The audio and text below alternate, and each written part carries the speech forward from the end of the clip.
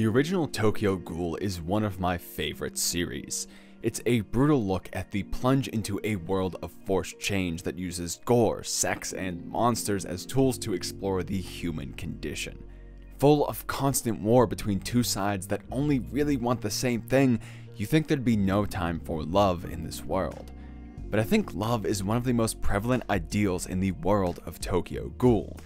From Nishiki to Touka to Kaneki and Rize, each exhibits a different idea of what it means, what it takes, and how it can be achieved. And that's what we're going to be looking at here today, and be warned, there will be spoilers ahead. Also, we're only covering the first 12 episodes of Tokyo Ghoul. I think the ideas come to a head in episode 12 and present best only to that point. Plus, I can't be asked to watch the rest of that stupid show again. But enough with the fluff, let's get into things proper here.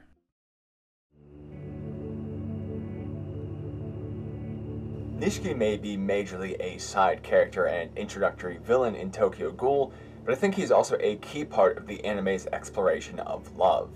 That may seem odd given he starts as a caricature of cruelty, but even in those moments where bastard would be quite an appropriate label, we can see hints of his idea of love. His initial interactions with Ken are harsh, mostly trying to kill the fresh-faced ghoul while throwing inapplicable accusations directly at him. But there's two Kanekis in these situations, the one who actually exists and the one who exists in Nishiki's mind. The one who's only friends with Hide for the sense of power and turning on someone who trusts you wholeheartedly. At first, this is a very odd statement given Ken is demonstrated to us to be the exact opposite of this stance. Knowing nothing about him, Nishiki is just expressing how he views others and, with the look of joy on his face, himself as well. Or at least, how he's learned to be. There's two important ideas in his statement, power and turning on someone.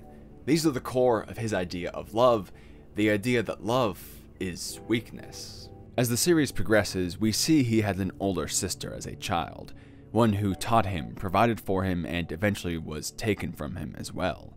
His experience as a ghoul was one of solidarity with his sister alone, because as someone hunted at all times for their real identity, the prospect of becoming close to anyone was a terrifying one.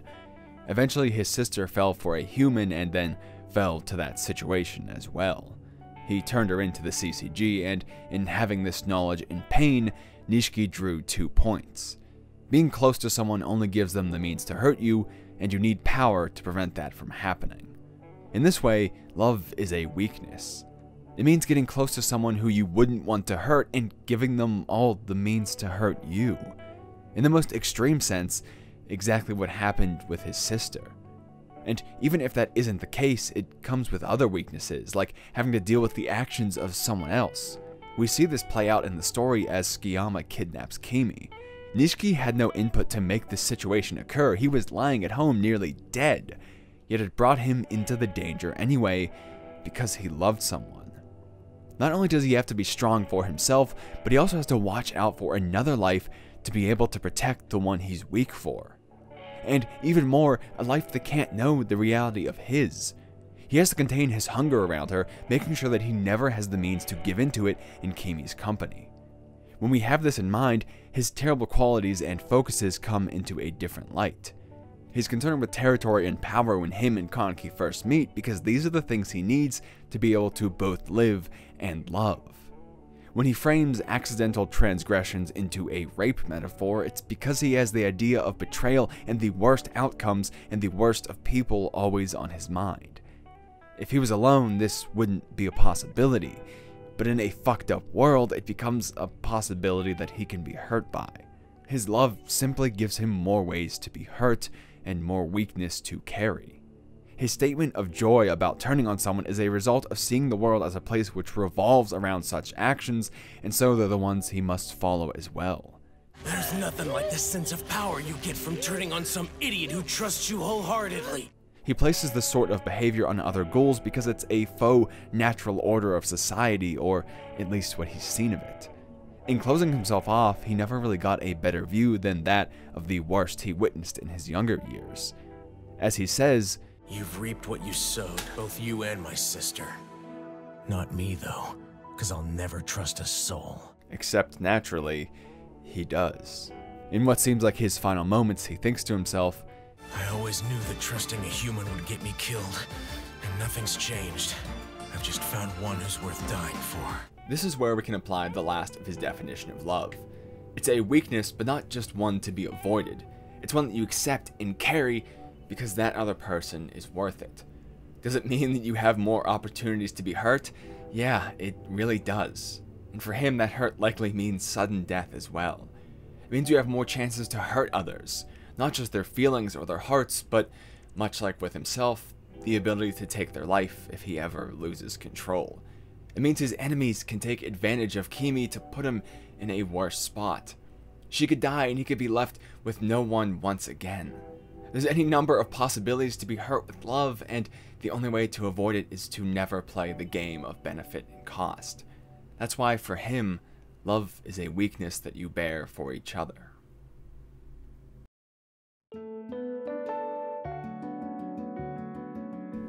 Touka is another interesting case. She harbors a cold exterior that would seem to say stay away if it wasn't for the obvious cracks here and there which show a much different nature. So what we see is a woman forcing herself to be at a distance from everyone, save a few individuals she has deemed important. The only human in that group is Yuriko, the two forming a contrasting pair of distant and aloof next to warm and involved. She gives Touka part of her lunches at school to make sure her friend is eating right, and brings her food when she's home sick. The presentation of their relationship revolves a lot around food, a very dangerous topic for ghouls. Despite receiving active harm from these exchanges, Touka accepts them. And I think accept is the word at the root of her form of love. Love is acceptance. Loving someone means looking at them as a whole and accepting that despite some flaws, you want to be with or around that person. This isn't just random conjecture, we can see it in her actions and words. In her later fight with Mado, Touka breaks down and expresses what's really just a want to live in a world which has defined living as being human. What's wrong with wanting to live? Explain that to me. How are we supposed to live by your rules when our bodies won't let us? How do we survive? I don't want much. I just want to live my life the same way you do. Because of this definition from the human world, part of her character simplifies down to a want to be human, a want to be the things that are most accepted in this world. And this in turn helps to explain her version of love. If she was just a human, when Yuriko gave her part of her lunch or brought handmade food right to her door, there would be no issue.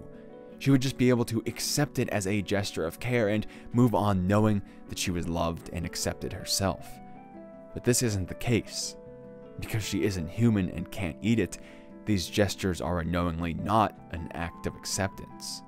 Touka forces down these meals that actively hurt her because she has a desperate want to fit the bill that everyone else does and the one which defines her love.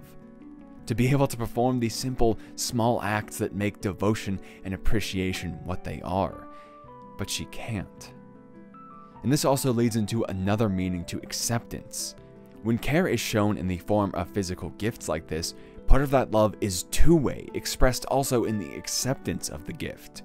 While blending in, she has no choice but to say yes as a means to say, I do appreciate you and what you do. And she takes it one step further by actually eating it. She could easily throw it away, but that wouldn't be something you did to someone you loved, would it? And when love is fragile, you don't take those chances even when only you would know, because it's soft and vulnerable. It needs protection from itself. Another part of her definition is the acceptance that love is fragile. Sometimes you love someone, but also know it can't last forever, or that you've changed, or it's no longer there, or you could get a job far away, or any number of things. Sometimes the circumstances of what's best for your life get in the way of what's best for your love. And as a ghoul, Touka always has a large one of those looming over her. When Kaneki is with Hide or when Nishiki is with Kimi, she reminds them that she'll have to, or even tries to, kill their human counterparts. Because at the end of the day, no one's love means anything if they end up in a grave.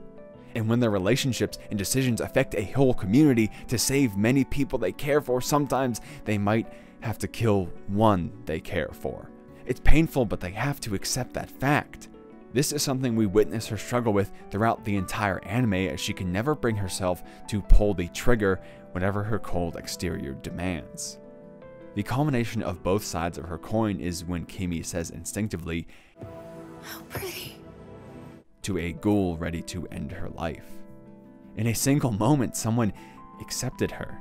No friendship to build on, no mutual benefits that kept them together, no gifts or anything, just an instant and pure acceptance. And once she felt that, she could never go through with the other side of acceptance. Love seems so scarce in her world, and to take even an ounce of it would be an unspeakable action, and so she doesn't. These two concepts duel eternally in her mind, leading to self-hatred. She has to be ready to kill anyone in an instant because they may not accept who she was born as, even when she accepts who they were born as. And there's no one who represents this side of things better than Mado. He's heartless, witnessing the same kind of raw emotion that comes from humans and passing it off as bad acting by ghouls. He has no issue pressing the fragility of the world, and in fact, he grinds it into dust under his heel. From the other side, he's doing what Touka can't and steeling himself to kill in the name of the people he wants to protect, only he takes it to an unreasonable extreme. It'd be safe to think that no one would be sad at his passing as a crazy old sadist who collected the families of children as weapons. As a sort of outspoken face of the CCG, he made it easier for ghouls to butcher their ranks as an act of protection or revenge. The CCG agents could be seen not as people, instead, more like monsters themselves. But like what they failed to recognize, even monsters can be accepted. This is the root of the Ring moment. Even someone vile and repulsive seemingly to the core like Mado had people who looked him over and decided they accepted him and loved him despite those faults. What does that make Touka? Just when she found a sort of resolve to commit to her own definition, she sees that her own actions are part of the reason why that definition exists. She didn't start the war, which is an important distinction, but she contributed to the fragility of love in those battles. There's less love in her world because she forced the hands of hate. In the moments where she falters and forgoes her own ideals, they always come back to haunt her. And with these failures always in mind, she never accepts herself.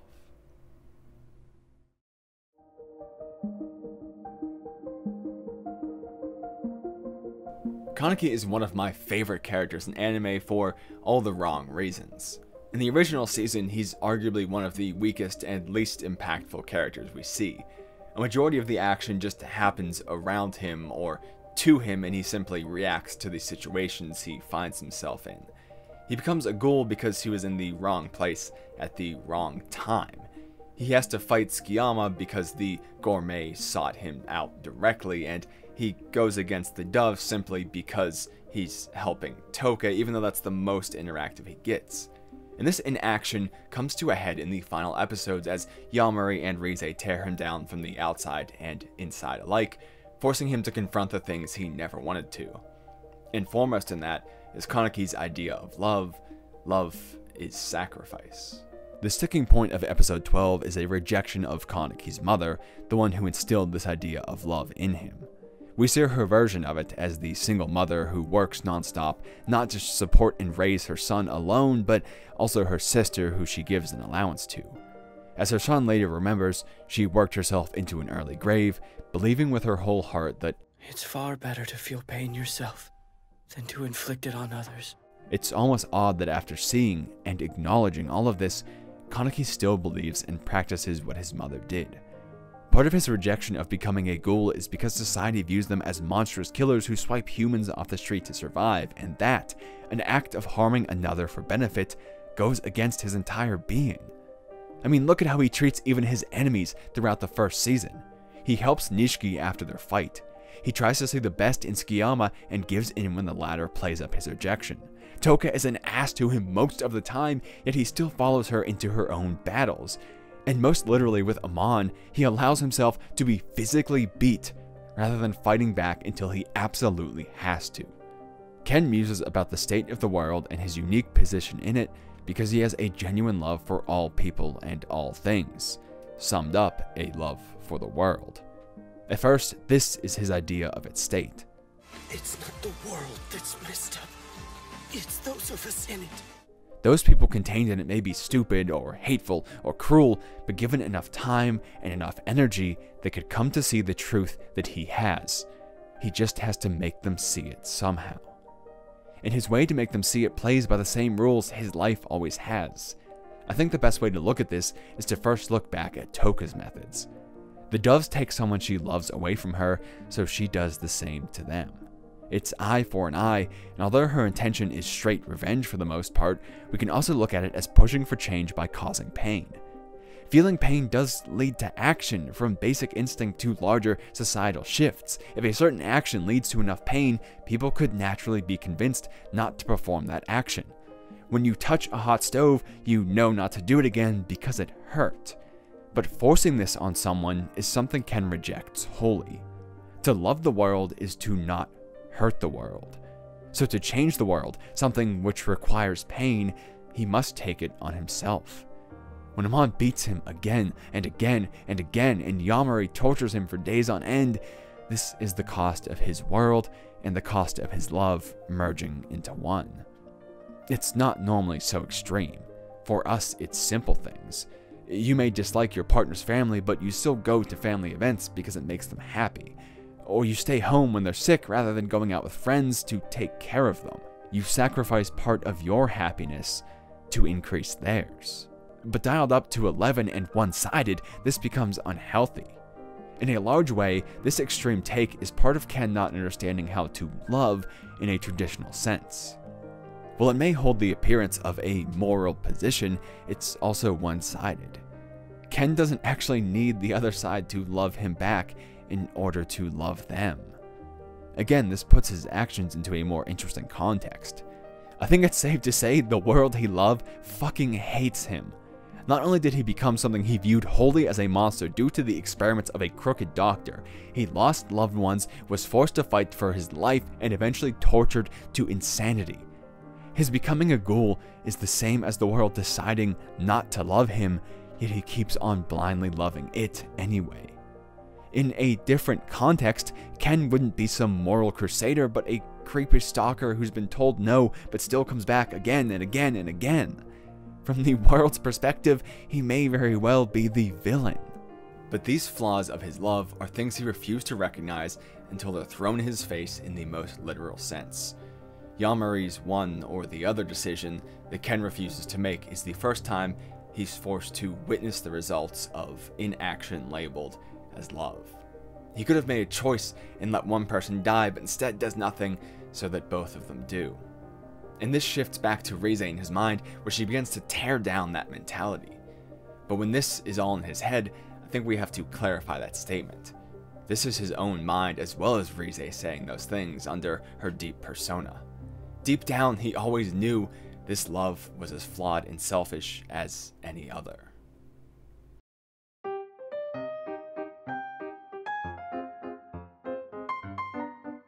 Rize is honestly what makes Tokyo Ghoul work.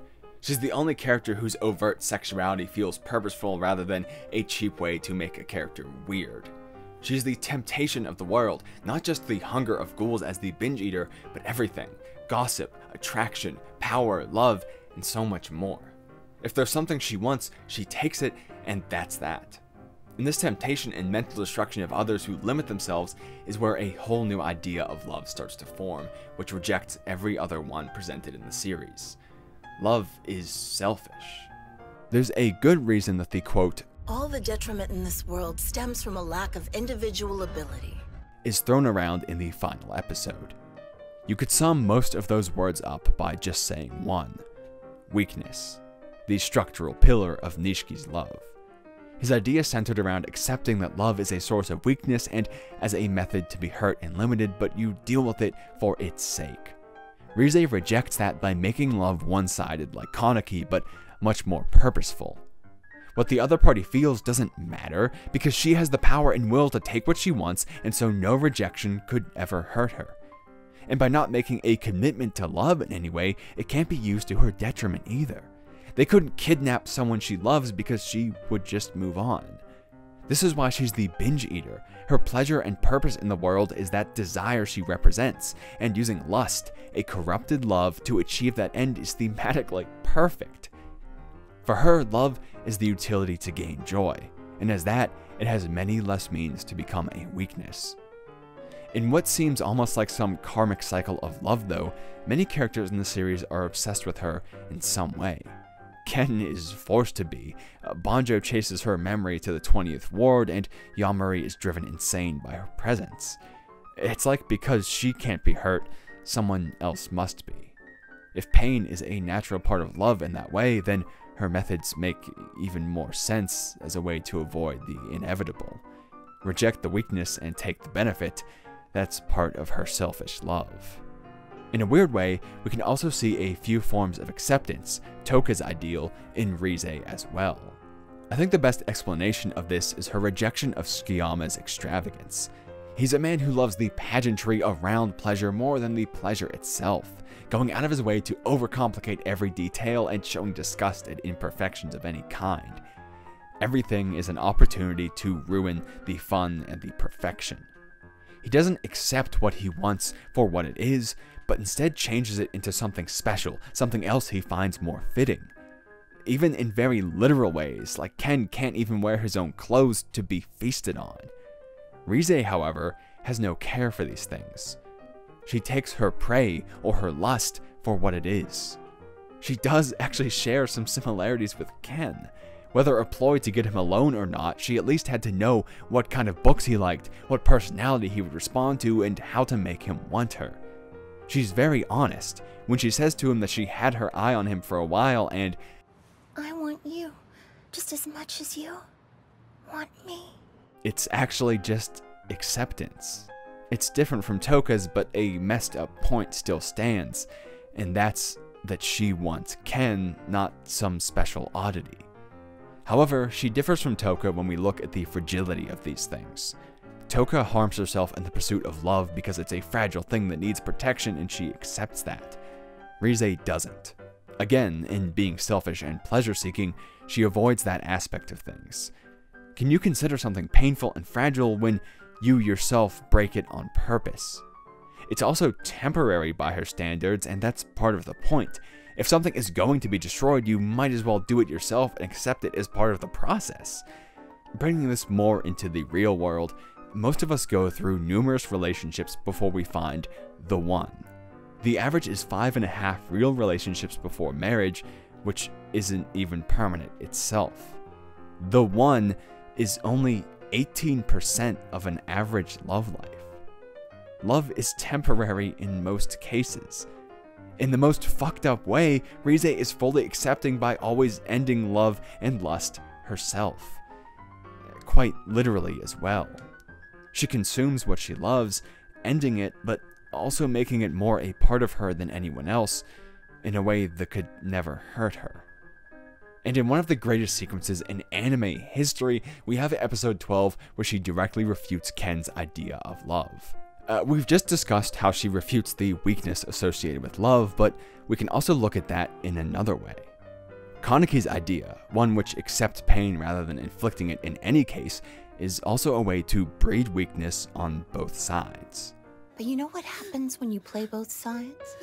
In the end, everybody loses. In the case of Ken's mother, she allowed her sister to never grow in any meaningful way, letting her exist on someone else's back. And because of that, his mother worked herself to an early death, leaving behind a son unready to face the harsh world. In an act of kindness, she left behind nothing but sadness and stunted growth on both sides that she tried to help. Ken does the same. By only letting harm befall himself, he lets the CCG persist to execute his friends.